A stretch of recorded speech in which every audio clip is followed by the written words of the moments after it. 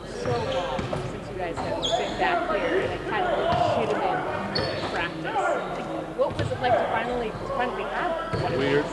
It was weird for sure. Can y'all hear me? Yeah. Weird. Um, yeah, I think it's been such a long time. You forget your practice routine. I forgot when to wake up this morning, like what time I want to do my stuff. Just it's been so long, but it was definitely good to get back out here. Go through some different things. You see guys doing their typical routine stuff as opposed to having to worry about playing. Game after game after game. So definitely good to kind of get some things that we cleaned up, watch some film and get out there and actually go through it on the court. Is there any relief that like that daunting part of the schedule, that trip, all of that, the back to back, like that's over? Do you guys kind of have like a normal 7 games to finish up the regular season? I mean, yeah, I think it's just like, all right, we got that out the way, and then, obviously we went through our 4-game skid, but what did we, 16-5 since break, something like that, 16-6, something like that. So, no complaints there. We just be better in different areas, and that's what we watched in film. That's what we went over in practice, and now we're back home, finish the season now, and get ready for the playoffs. Can you tell us just the main points of focus of the conference today? I think rebounding has been obviously the topic of conversation for a while. It's just ways we can be better at as a group. Done a good job taking care of the ball, getting our shot quality. Like sometimes it's not even just what we can be better at. Sometimes it's just highlighting what we've been good at. You know what I mean? I think that's something that whether it's transition defense, offense, our defensive clips, ways we can get prepared for playoff intensity and physicality. So just kind of highlighting positives and the negatives as well. Aside from physically just going up and getting rebounds, what are the things you can do to make rebounding better? Physically going up there. Like, I'm joking. Yeah, I think it's a mentality too. I think not just relying on our 2 7-footers. It can be easy when you see those two guys down there and it's like, oh, they got it. You know what I mean? Like it can definitely be. It can be a crutch. But understanding that, if I was a big, I would make sure I do everything in my power to make sure Ev and JA are occupied with me, so that my guards, my forwards can come in and steal the rebound. So it's on us as a group, and especially us as guards. Obviously Dean, Dre, like those guys obviously are taller, so it's easier for them. Like myself, DG, Max has been phenomenal at it. Sam, Ty, like it's on us to come in there and as a group kind of help out those guys when they're engaged with the bigs. How do you feel physically at this time compared to where you've been physically at this time in previous seasons? It's much different, I think, in a better way. I think it's, obviously you feel fresher for playing less minutes. But I think mentally too, I think that's very underrated in this process. Mentally feeling just freer, not really, obviously having the best record in the East helps, you know what I mean? But like we're not in the same position as some people, but like just being freer, not having wear on you, your body like, oh man, my ankles today, or it's my knee today, it's my back, it's my hip, like, you know what I mean? It's like over a course of time that becomes a lot on you mentally. So I think that's definitely something that is very underrated in lowering your minutes and playing less, and I think we all, will feel the same way. When Kenny, throws the water bottle on Sunday, you guys come out to respond the way you do. Let's say about the pulse that he has on this game. Yeah, I think he's kind of seen it from the beginning. He's a guy that, really, has a great feel of everybody in the locker room. That's what you're seeing. A lot of guys have had career years. A lot of guys have taken steps forward that we all knew they could. And 1 through 18, you're starting to see that across the board. And a lot of that is obviously we've all individually put the work in and sacrificed, but also Kenny has challenged us. Kenny has, empowered guys to, go out there and be their best selves. And then also when we're not our best selves, kind of coming in there and throwing the water bottle at the wall and kind of lighting the spark when needed, and that's what's great. When he talks about why you guys have turned it around this year, it's pretty much a long list of reasons that never include him. How much credit does he deserve for always doing A lot. I think he's a guy, like I say, he allows us to, when you have a coach that allows guys to figure it out, as well as also kind of teach it, I think that's having a great feel, because it's a tough balance, it's a tough, you want to go out there and, overcoach and kind of over-critique everything. That can become tiresome to hear. You could also be too relaxed and kind of let things just kind of free fall and, let the chips fall where they may. So it's very unique.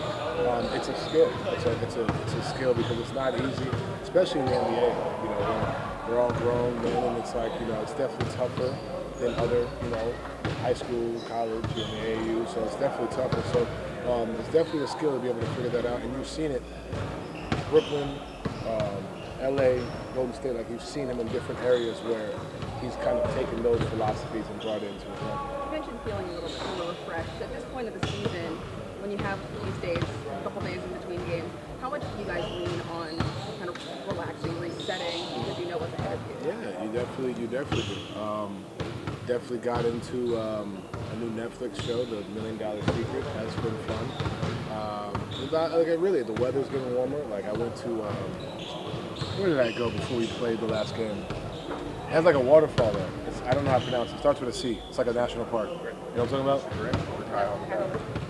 That section. I don't want to mess the name up, but like going on a walk, like just chilling, like just vibing, just walking around. Went to Crocker Park, to eat breakfast.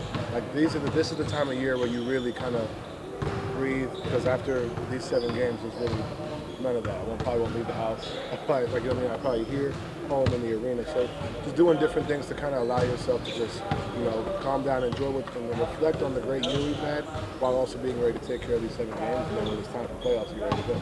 Kind of on an unrelated basketball note, after the game a few days ago, you mentioned that you wanted to reach out to that 16-year-old young man who... He was 6? 16. Oh, I was like, whoa. I was like, whoa. Who saved that family from that fire. Have you been successful in reaching out? Yeah, I just got some of the info today. I haven't reached out to him just yet, but, I think I really want to start, highlighting stuff like that. I follow this Instagram page. I'm from Cleveland, and that's kind of how I've seen a lot of the stuff that goes on in the community, because obviously how would I generally know? So definitely just want to highlight, the heroes of the community and that young man in itself. Like, just watching the video, it's just like, man, to be able to on the fly, just to not think about yourself, to be selfless, to go out there and really not do it for any cameras, for anything, literally just trying to save lives. Like those, we talk about who we are and what we are to this community, but guys like him, guys like Dorian, those are the real heroes in this community. And with someone like myself and this team, we have a platform, and why not highlight their efforts, because they deserve it. What do you want to say to them when you see him?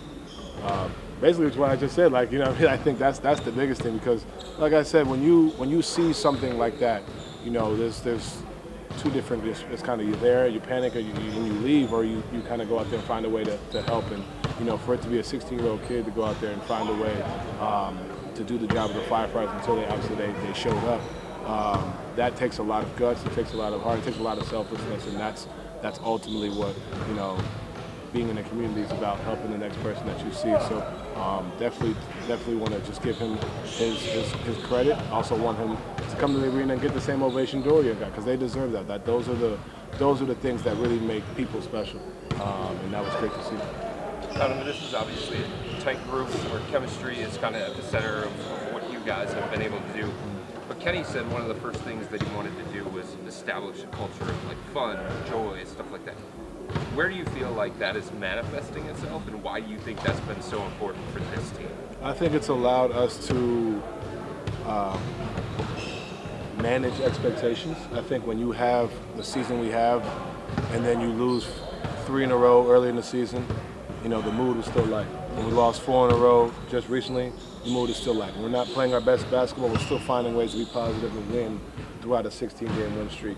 Like, you're looking at all these instances that I've been in locker rooms where, like, you go through that and it's like sky's falling, and different things, and kind of keeping it like that with this group. One, we have a younger group, but like also being able to understand that, like, y'all's job is to report positive, negative, indifferent. Like that's the job of not just you guys, but like the entire world. And obviously, we're on Instagram, we're on Twitter, we have social media, so like it can allow you to kind of forget what this is truly all about. Like, this is a great group of guys. We have a lot of fun. And also understand that really allows you, when you have the expectation, when you have the quote-unquote high-pressure situations, keeping the mood light allows you to be free and go out there and just have fun with the game that you truly love. One last question. Is there a particular indicator? It seems kind of like a basic question, but like that you guys are sharp. Like when you get out there and you know that it's going to be one of those games where you execute versus maybe, like you said, during that stretch where you guys didn't have your best. I mean, you could point to so many different things. I don't want to say like, oh, this happens, and then we know we're ready to go. Like, I think you could point. You're not always going to be sharp. We're not always going to be sharp in the playoffs. You know what I mean? But I think the unique thing about this group and the best thing about this group is we still find a way to win. I mean, obviously, yeah, we've played.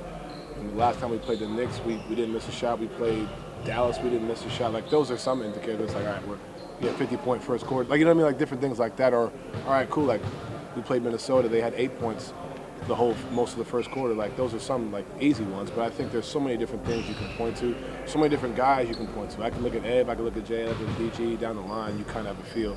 But I think the best thing about us is, like, it doesn't have to always be sharp, but when we are sharp as a collective, you know, it's dangerous. And it's not always going to be perfect, not always going to have those nights, but we still find ways to be at our best throughout that process.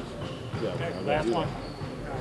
Kenny's been talking about the plan that he created before he even got to you, to be able to come and see you guys in your various cities. How have you guys stuck to that plan, and how has that helped you not only have the same energy that you've been talking about, but have the same mindset at this point of the season? Well, I mean, that was the first thing we talked about in LA. You know what I mean? I think it was minutes are going to change. We need to get more, you know, more touches for Ev. Ev being more aggressive. Obviously, weren't really worried about DG getting back to form because we know him. You know, being able to use the bench, Ty, Sam, Max, Isaac, Dean, obviously Dre. You know, and then changing rotations a little bit. You know, I'm playing with Ev, DG's with J.A., Max is with Jay a little bit more. Now that we have Dre, putting Dre in that lineup, you know, just finding different things, and it's always, you know, it's always nice when you change how things were and you immediately have success with it. It definitely makes you, especially when it's something out of your comfort zone. Like I talked about that with myself. Like the role that I have this year was way different than everything I've done. And very rarely do you get met with, you know, instant gratification through those processes, through that process. So I think starting off 15-0 was like, okay, this works. Like, you know, and how do we? And like I said it to y'all at the beginning of the year, I was like, we kind of screwed ourselves because this is who we are. Like, you know, I mean, we can't go anything less than that. We've showed it all year that this is who we've been. So why not stick with that? The plan continues to work. All right, thanks everybody.